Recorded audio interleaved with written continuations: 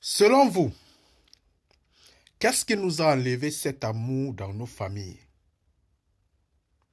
Qu'est-ce qui a fait en sorte que on ne peut plus porter l'autre lorsque l'autre pleure? Qu'est-ce qui a fait en sorte que dans nos familles, on ne peut plus manger dans la même assiette? Qu'est-ce qui a fait en sorte que dans nos familles, on se déteste tous les jours? Qu'est-ce qu'il a fait?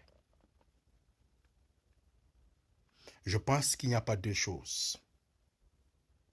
Ou il n'y en a pas trois. C'est l'argent. C'est l'argent. Nos vies aujourd'hui sont coordonnées par l'argent et les parents, dès le bas âge, enseignent que l'enfant qui a la valeur, c'est celui qui apporte quelque chose. Il y a également l'école. Parce que s'il n'y avait pas l'école qui s'aimait la concurrence, qui est elle-même entraînée par les parents, parce que celui qui est accepté à la maison, qui est valorisé, c'est celui qui a réussi à l'école. Et lorsque celui qui a réussi à l'école est valorisé, un exemple, un papa ou une maman est prête à fêter l'anniversaire de celui qui a réussi à l'école. Et celui qui n'a pas réussi à l'école, on ne fête pas son anniversaire. Et ça crée la concurrence dans la maison.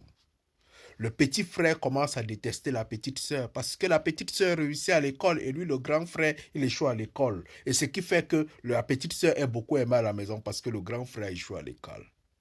L'école est venue s'aimer la zizanie dans nos familles. Et lorsqu'on grandit donc maintenant, et que un qui n'a pas réussi à l'école commence à apporter de l'argent, il devient l'enfant chouchou de la maison parce qu'il apporte de l'argent. Ces deux éléments sont les causes des séparations dans nos familles. Celui qui est plus diplômé est beaucoup aimé. Celui qui est moins diplômé n'est pas aimé. Celui qui a beaucoup d'argent est beaucoup aimé. Celui qui n'a pas d'argent est moins aimé. Est-ce qu'on peut rentrer sur la table rase et comprendre que l'amour n'a pas de prix? Et comprendre que notre essence fondamentale sur la terre, c'est de s'aimer comme on peut s'aimer, sans toutefois être en train de matérialiser